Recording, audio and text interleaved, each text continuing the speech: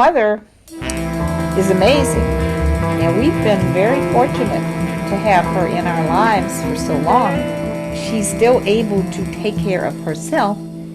She's still an independent liver. You go there, and instead of at 95, you would think we're waiting on her. She's waiting on you, cooking, and I mean, it's amazing.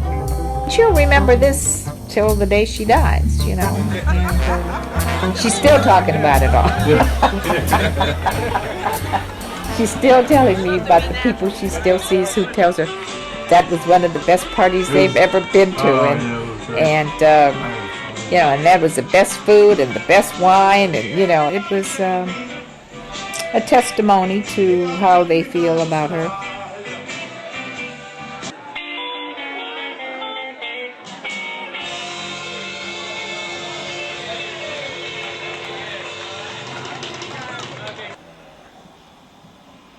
So I practice with this. My grandmother was a big influence on me because, she was the music buff of the family, and really the reason I started playing music. And we used to go on hikes and stuff, like I was with my buddy. She was the greatest cook in the world, We had peach cobblers and fried chicken, macaroni and cheese. And, just incredible, So we would have a picnic basket, and we would walk and talk, and then we'd finally get, to where we was going to sit down and have lunch, and then it was time to walk back before dark, So, but anyway, she was the one that, she had a tremendous record collection.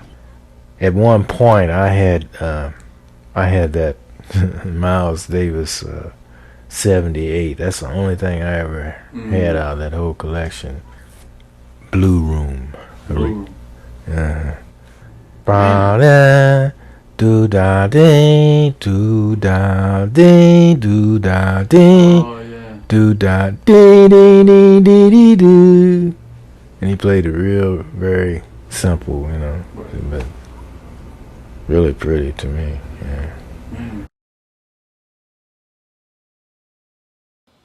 My kids were just asking me about him too, and trying to get the story straight. His name was Richard O'Shaughnessy, and he came over from Kilkenny, Ireland, the early 1900s.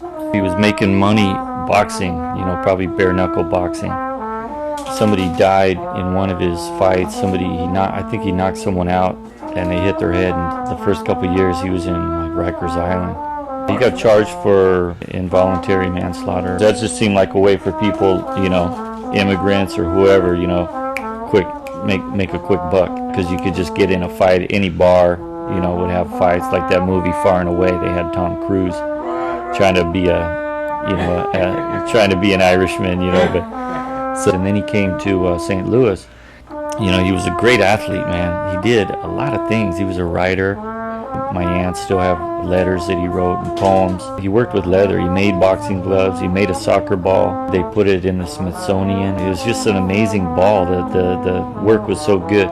He was a fire chief, and he was an inventor too. He invented the straitjacket, just as a way to save people. I don't think he ever bothered with a patent. He was a soccer player. He was the national handball champion for years, 20-some years. A guy from France came over. He was the world champ handball player, exhibition and stuff, and it was hard to find people to, who would play the world champ. So Richard O'Shaughnessy, he had already retired his professional handball career. He came out of retirement and beat the world champ and retired again. So then this one day, he's on the soccer field in St. Louis. And they're playing a team from Canada, and the world heavyweight champ played on the Canadian team. His name was Tommy Burns or Tracy Burns, probably Tommy Burns. I don't know how the incident got started, but he swung on Richard O'Shaughnessy, who ducked and knocked out the champ with one punch. When he woke up, he wanted another shot at him. He's the world champ. He just got laid out in a real fight, So he came after him again, and this is like an instant replay. He swung O'Shaughnessy Ducks and knocked out the champ twice with 2 punches. You know, all I know about him is some stories like that. That one, they saved the newspaper article just so we know. You know, it sounds so outrageous, Yeah. but that really happened.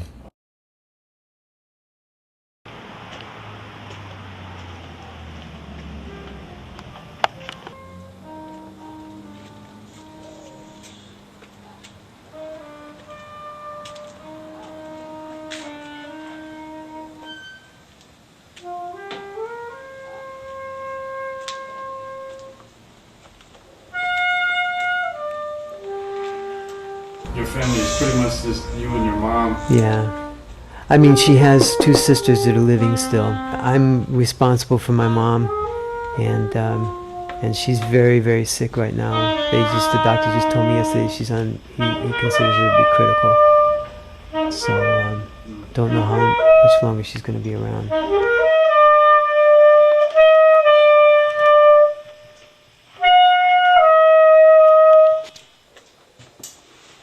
Hey, What's up, man? Emil, how you doing, man? All right, man. How about you? I left the door open so you could just come on in. Man, I don't know if I could top that.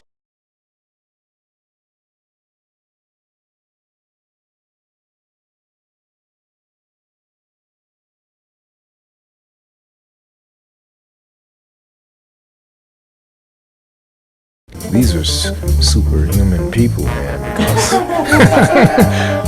I come from pretty good stock. My dad fell out of a peach tree at age 80. He fell right on his tailbone, broke his tailbone.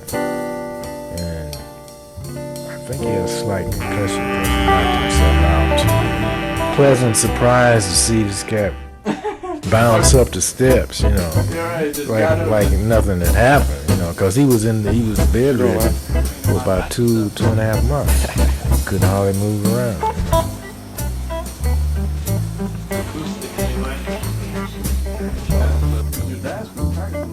Yeah, he plays all the time, man. He'll wake up at 5:30 and start playing the guitar. I see his progress, and it's crazy, But then sometimes it's like, oh, you're practicing, so I won't practice because you're practicing. It's like, well, I don't want to, Have you recorded anything yet? Yeah, no, I put a mute in. Yeah. Fool around. I didn't like the way it sounded. Whoever does it. Whoever does it. That's the rough part. Is like,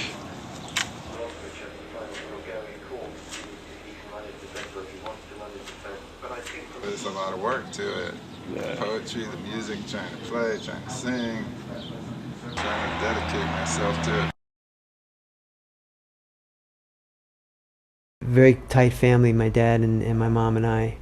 My dad was such a great human being. My dad was a musician. He was a bass player. Put himself through college playing bass, Dixieland bass is what he played. He died back in 83. That was a big loss to me. The band that he had, guys would come up from New York, some of the best musicians down there. This strange, very sad kind of guy on clarinet. And Vinny was his name. He never came out of the house just to go Saturday night to go play with this band. He lived with his parents. So shy to the point like you couldn't even look at him without him getting like really embarrassed, But he really liked my dad, And he committed suicide. And he left a note to my dad, telling about how much he loved his support. He left something to my father, like some special thing that he had that belonged to him. And my dad was really shocked by it,